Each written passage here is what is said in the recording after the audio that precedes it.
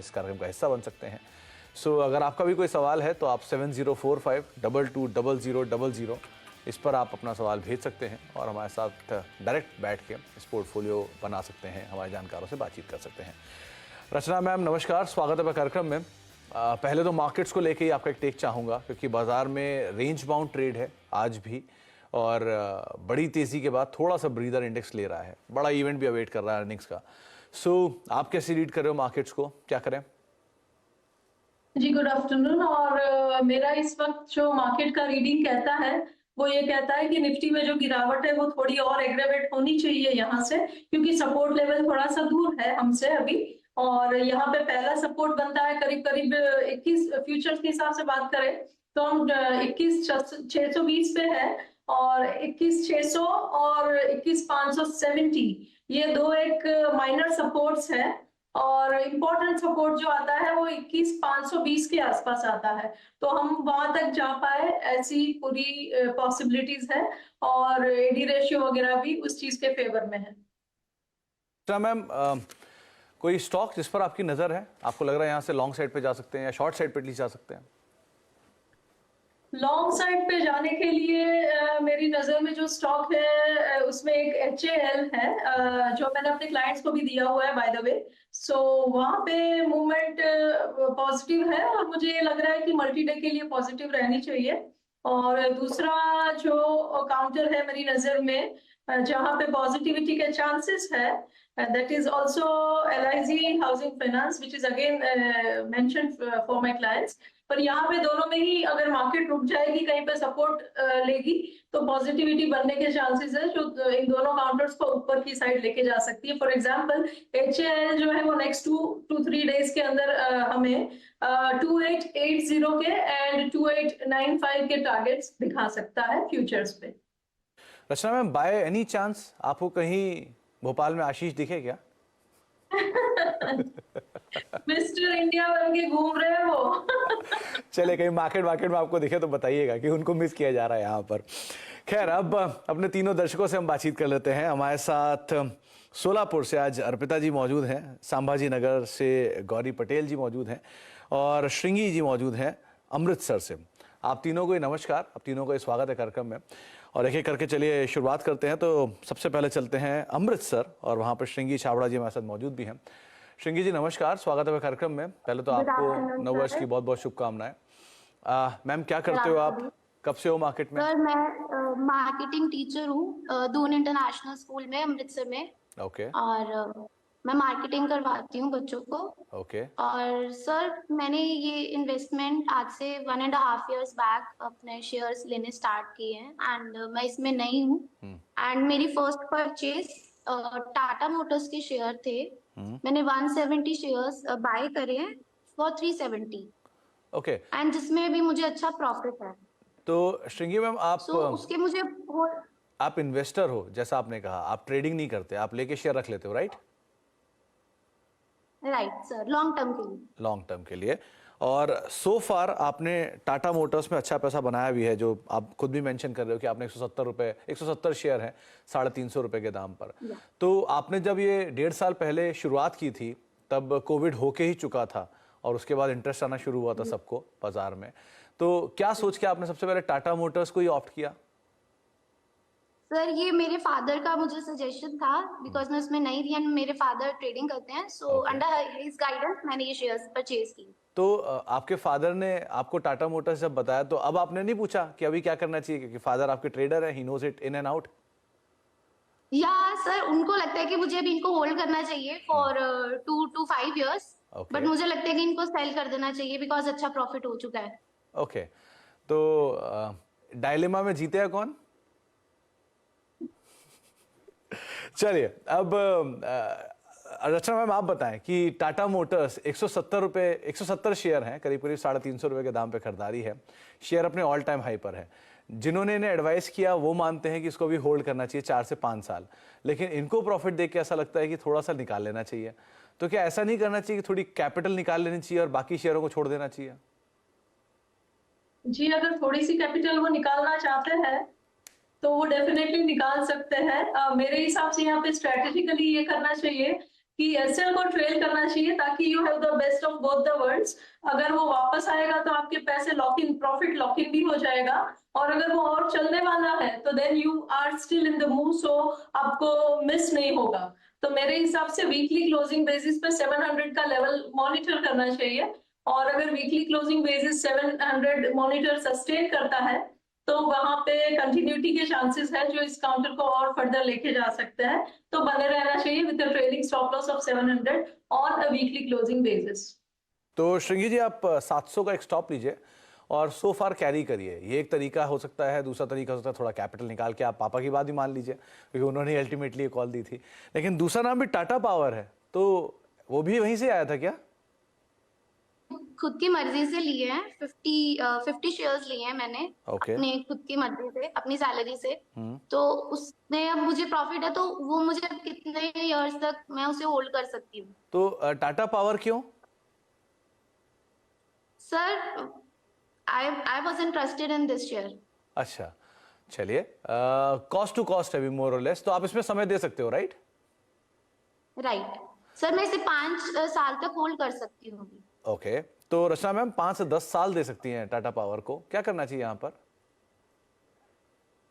जी, अगर किसी भी स्टॉक को अगर आप इतना टाइम देने के लिए रेडी हो तो चांसेस उसके प्रोस्पेक्ट्स उसके बढ़ जाते हैं कि वो आगे जाके और ग्रो करे।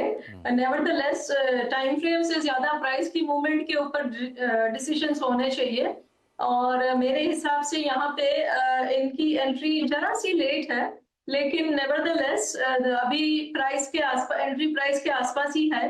तो ये यहाँ से 280 या 270 इज अ बेटर लेवल। 270 के एक स्टॉप लॉस को ध्यान में रख ले सबसे पहली बात, और इसको वीकली क्लोजिंग बेसिस पे मॉनिटर करें, और इंश्योर करें कि इनका जो वीकली क्लोजिंग है इसके ऊपर रहता जाए जब तक ये इनको होल्ड करे।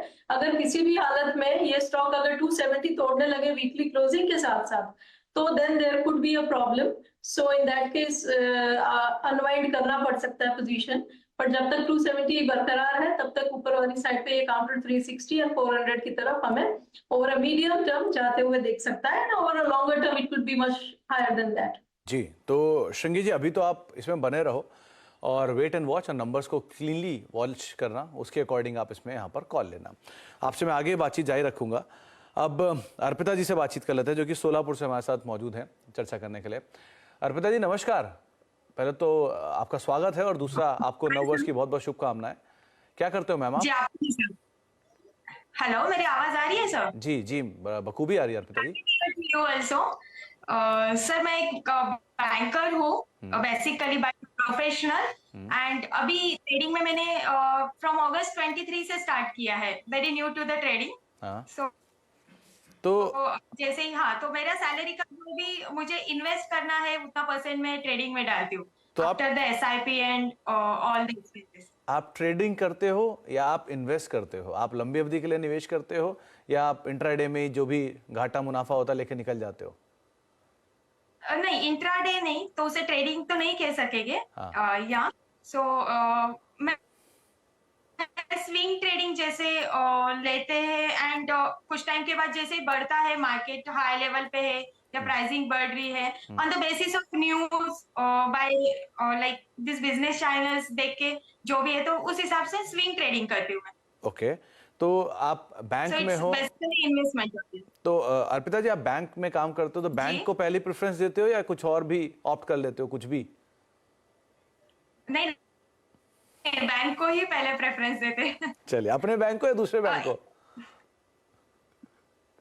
नहीं, अच्छा, आप उस हिसाब से, शेयर्स के हिसाब से पूछ रहे हो? जी। नहीं, तो अभी तो बैंकिंग का मैंने लिया नहीं है। हाँ। कोई शेयर, एंड जो भी अभी तक मुझे रिकमेंडेशन जैसे मिलते हैं फ्रॉम बिजनेस चैनल से, फिर न्यूज से, तो उसी के बेसिस पे लेती हूँ। चलिए, तो आज क्या सवाल है आपका अर्पिता जी? जी, सर, मेरे पास सुजलॉन के शेयर्स है जो मैंने अगस्त में लिए थे, वेरी फर्स्ट जब मैंने ट्रेडिंग स्टार्ट किया था, 21.50 से लिया था, तो अभी 22.15 से, सॉरी, तो अभी बीच में ये कुछ 40 के आसपास चला भी गया था, बट अभी वापस से इसका डाउन ट्रेंड दिख रहा है, तो होल्ड करना चाहिए या सेल आउट कर देना चाहिए? तो अर्पिता जी, सुजलॉन क्यों पहला शेयर? पहला ही शेयर आपने सुजलॉन चुना, ऐसा क्यों? सुजलॉन उस टाइम पे चल रहा था कि ये वाइन पॉ का शेयर्स के रेट्स बढ़ने वाले हैं, कुछ ऐसा न्यूज आ रहा था। एंड मुझे किसी से रिकमेंडेशन भी मिला था कि सुजलॉन का प्राइस अच्छा जाने वाला है, सो तो मैंने वो लिया था। अभी एंड ऐसा नहीं कि सिर्फ सुजलॉन लिया था। तो अर्पिता जी, जिसने आपको जिस जी, कभी तो जिस मैंने, किसी ने ताकि आपको वो- रिकमेंड किया था, वो किसी अभी क्या बोल रहे हैं, इसमें क्या करना चाहिए? हाँ। उनका मानना है कि अभी होल्ड करना चाहिए और भी Okay. टाइम के लिए। Okay okay. या बट मेरा इंटरेस्ट बेसिकली ऐसा है कि अभी ये थोड़ा डाउन ट्रेंड में जा रहा है। बाकी चीजों में जैसे आपने बोला बैंकिंग में भी काफी हाई है, अभी एफएमसीजी में अच्छा चल रहा है मार्केट, तो यहाँ से रिमूव करके ये विड्रॉ करके वहां पे इन्वेस्ट कर सकते हैं। चलिए, आपको इन्फॉर्मेशन के लिए मैं बता देता हूँ कि एक ज़माने में सुजलॉन का दाम कभी 300 रुपये भी होता था, तो वहाँ से टूट के 4 रुपये आया और फिर 4 रुपये से चल के वापस 44 रुपये तक गया। सो ये इन्फॉर्मेशन के लिए है खाली। तो रचना मैम, क्या करना चाहिए सुजलॉन में? अभी तो इनको मुनाफा है और अच्छा खासा मुनाफा है, 15 रुपया पर शेयर मुनाफा इनकी 22 रुपये की कॉस्ट पे। सो क्या करना चाहिए ना? सिर्फ वंस इनको अपना मुनाफा जो है उसको बुकआउट करना चाहिए।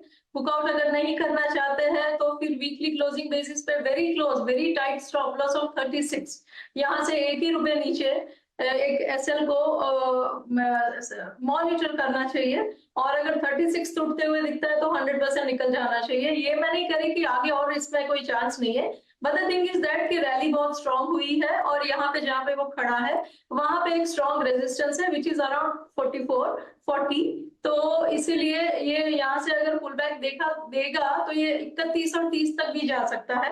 तो एक बार यहाँ आप अपना take the money off the table, दोबारा जब उसमें सेकंड स्विंग शुरू होगा तो फ्रेश एंट्री करेंगे, नए नजरिए से देखेंगे उस टाइम के सेटअप को लेके। So once take the money off the table, not a bad idea. तो अर्पिता जी, थोड़ा पैसा जो सामने है उसे ले लेने में कोई बुराई नहीं है। बाजार वैसे ही बढ़िया तेजी दिखा चुका है, specially mid cap small cap, और ये भी अच्छी तेजी दिखा चुका है, तो थोड़ा सा पैसे लेने में कोई बुराई नहीं है, कोई हार्म नहीं है। बाकी आप को पैसा आगे चले किसी और स्टॉक में मिल ही जाएगा, यहाँ नहीं तो कुछ और सही। लेकिन सो फार रचना जी मान रही है कि थोड़ा पैसा आप ले लीजिए। आगे मैं आपसे और बात करूंगा अर्पिता जी, लेकिन गौरी पाटिल जी माफ कीजिएगा, हमारे साथ मौजूद हैं संभाजी नगर से बातचीत करने के लिए।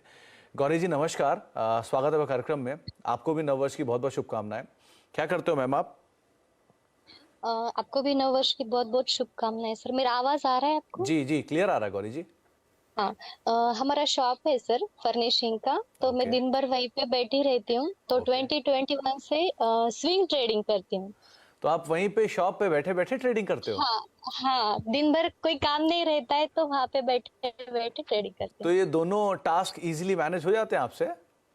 हो जाते हैं, क्योंकि हमारा कैसा रहता है, ज्यादातर वर्क कस्टमर साइड पे रहता है, कस्टमर के घर पे। यहाँ पे सिर्फ सिलेक्शन रहता है कर्टन्स का, मैट्रेस का, सोफा का, तो मेरा बहुत टाइम मिलता है मुझे, तो इसीलिए मैं यहाँ पे बैठ के करती हूँ। तो ऐसा कभी नहीं होता है कि किसी दिन बड़ा लॉस हो रहा है या बाजार बहुत तेजी से नीचे आया हुआ है तो गुस्से में आपने कस्टमर को लौटा दिया वापस? नहीं नहीं, ऐसा नहीं होता है, क्योंकि मैं ज्यादातर क्वालिटी स्टॉक्स में इन्वेस्ट करती हूँ और स्विंग ट्रेडिंग करती हूँ। जैसे प्रॉफिट होता है मैं निकल लेती हूँ। तो हमेशा आपने ए ग्रेड का स्टॉक ही ऑप्ट किया, राइट? बिल्कुल बिल्कुल। और जो भी आप इन्वेस्टमेंट करते हो ये छोटे टाइम के लिए करते हो, कुछ दिन रखते हो, प्रॉफिट मिलता है निकल जाते हो? कुछ दिन रखती हूँ, प्रॉफिट निकलता है, निकल जाती हूँ। तो कितना % प्रॉफिट आप मैम गौरी जी मानते हो कि ये आपके लिए ठीक है? मिनिमम 10%। मिनिमम 10%? तो मतलब 2-2.5 साल में आपने 10-12% निकाल लिया बाजार से आराम से। बिल्कुल बिल्कुल। 21 में मैंने क्या किया था, मैंने 21 में जब सीखा था किसी से, मेरे हस्बैंड के फ्रेंड्स थे जो करते थे ट्रेडिंग, उनके एजेंट थे, तो उनसे सीखा था। तो उस टाइम पे मैंने इंट्राडे भी किया, बहुत पैसा आया लेकिन उतना गया भी मेरा। तो 2022 से मैंने सिर्फ स्विंग में ही, और वो भी क्वालिटी स्टॉक्स में ही इन्वेस्ट करना शुरू किया है, तो पैसा आता है। तो गौरी मैम, एक इसमें थोड़ा मॉडिफिकेशन आप और कर सकते हो कि मान लीजिए आपने किसी कंपनी के 10 शेयर खरीदे, आपको प्रॉफिट होता है 10%, तो उसके 2 शेयर रख के बाकी शेयर बेच दिया करिए। तो विद टाइम आपके पास क्वालिटी स्टॉक का एक बड़ा पोर्टफोलियो ऐसे भी इकट्ठा हो जाएगा अच्छे शेयरों का, धीरे धीरे अगर आप ऐड करते चले जाओगे उन शेयरों से। बाकी आपका सवाल क्या है गौरी मैम आज? मेरा आईसीआईसी का भी सवाल है और इरिडा का है। मैंने 8 दिन पहले ही इरिडा के शेयर्स लिए, 550 शेयर्स लिए @108 पे। मैं ये जानना चाहती हूँ कि क्या मैंने ये गलत टाइम पे तो एंट्री नहीं की है, तो और इसे क्या करना चाहिए, रखना चाहिए या फिर निकल जाना? मैं तो वैसे तो मैं स्विंग ट्रेडिंग करती हूँ, तो 2-3 महीने रख सकती हूँ। तो गौरी मैम, ऐसा क्यों लग रहा है आपको कि आपने गलत एंट्री कर लिया इसमें? क्योंकि मैंने जब लिया 108 पे तो वो 95 जाके आ गया वहां तक। तो वो तो कंपनी तो अच्छी है, ग्रीन एनर्जी में काम करती है, लेकिन लॉस में है ना, अभी तो मेरा लॉस में चल रहा है। Okay okay. वैसे ये शेयर 30-32 रुपए पे इसका आईपीओ आया था, अच्छा 50 रुपए पे लिस्ट हुआ और वहां चलते चलते अलॉटमेंट भी मिला नहीं है मुझे। मैंने टाटा टेक्नोलॉजीज का भी डाला था, इरिडा का डाला था, डॉम्स लिस्टिंग का पे ले डाला लेते। था, कुछ भी। हाँ, वो गलती से मिस हो गया, लिस्टिंग पे तो लेना टाटा चाहिए टेक तो था। अभी भी आपके इशू लिस्टिंग प्राइस के नीचे है, आप अगर चाहो तो वो तो अभी भी आपको नीचे मिल रहा है। हाँ, टाटा टेक्नोलॉजीज का देखूंगी, क्योंकि उसका प्राइस बहुत ज्यादा है, 1200 है। ऑलरेडी मेरा पैसा बहुत अटक गया है। चलिए, तो क्या करना चाहिए रचना मैम? इनके पास आयरेडा के शेयर हैं, 108 रुपए के दाम पे खरीदारी है, 100 और 5 रुपए पर शेयर घाटा है, प्लस आईसीआईसी बैंक है। क्या करें दोनों में? देखिए, जहाँ तक इरडा की बात है तो यहाँ पे पोजीशन इनकी लॉस में तो है ही, एंड ज्यादा ग्रेड तो ये तब लगेगा जब ये 108 को क्रॉस करके 108 के ऊपर क्लोजिंग देना शुरू करेगा। Nevertheless, because that she is already there, तो एक चीज अब इनको करनी चाहिए कि 96 को एक स्टॉप लॉस बना लेना चाहिए, जिसको डेली क्लोजिंग बेसिस पे मॉनिटर करना चाहिए। जब तक ये 96 के ऊपर क्लोज देता रहेगा तब तक शायद चांसेस है कि जो भी माइनर पुल बैक आया है वो यहाँ पे रुक जाए और आगे फिर से रैली हो। पॉजिटिव मोमेंटम तब बिल्ड होगा जब 108 को क्रॉस करेगा, और तब कहीं जाके ये चांसेस बनेंगे कि वो दोबारा रीसेंट हाइज यानी कि 118-20 के आसपास जाए, एंड देन वहां से फर्दर और जर्नी कंटिन्यू करे। तो एक तो ये बात हो गई। दूसरा जो इनका काउंटर है आईसीआईसीआई बैंक, राइट? तो आईसीआईसीआई बैंक की जहां तक बात है, इसमें एज ए डिस्क्लोजर मैं इसमें रेगुलरली ट्रेडिंग वगैरह करती हूँ, पर because the question is come, तो यहाँ पे अगर इनका नजरिया शॉर्ट टर्म का है तो यहाँ पे करेक्टिव मूव ऑन है, और ये करेक्शन थोड़ा और गहरा सकता है जो इस काउंटर को 970 एंड 60 की तरफ लेके जा सकता है। और जब तक ये 1000 के नीचे रहेगा तब तक ये नेगेटिविटी बनी रहेगी। एक बार ये 1000 क्रॉस करेगा तो देन अगेन एक अपस्विंग बनने की उम्मीद होएगी, लेकिन तब तक यहाँ पे बेरिशनेस एंड बेरिश सेंटीमेंट बरकरार रहेगा। जहां तक लॉन्ग टर्म की बात है तो naturally it is a very strong counter and one of the leading banks. तो लॉन्ग टर्म का अगर नजरिया है तो फिर कोई दिक्कत नहीं है, और उस केस में 900 का स्टॉप लॉस मेंटेन करना चाहिए शॉर्ट टर्म के लिए, जैसे बताया वैसे।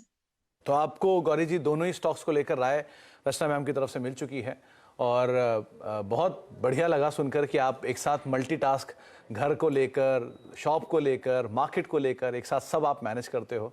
तो उसके लिए आपको बहुत बहुत शुभकामनाएं, बहुत अच्छे से आप चीज़ों को मैनेज कर रहे हो, और आपने आज हमारे साथ जुड़े, सवाल पूछा, आपका बहुत बहुत शुक्रिया। श्रृंगी मैम, आपका भी बहुत बहुत शुक्रिया हमारे साथ मौजूद रहने के लिए, आपने सवाल पूछने के लिए। बता दें कि मनी कंट्रोल पर दिए गए विचार एक्सपर्ट्स के अपने निजी विचार होते हैं। वेबसाइट या मैनेजमेंट इसके लिए उत्तरदायी नहीं है। यूजर्स को मनी कंट्रोल की सलाह है कि कोई भी निवेश निर्णय लेने से पहले सर्टिफाइड एक्सपर्ट की सलाह लें।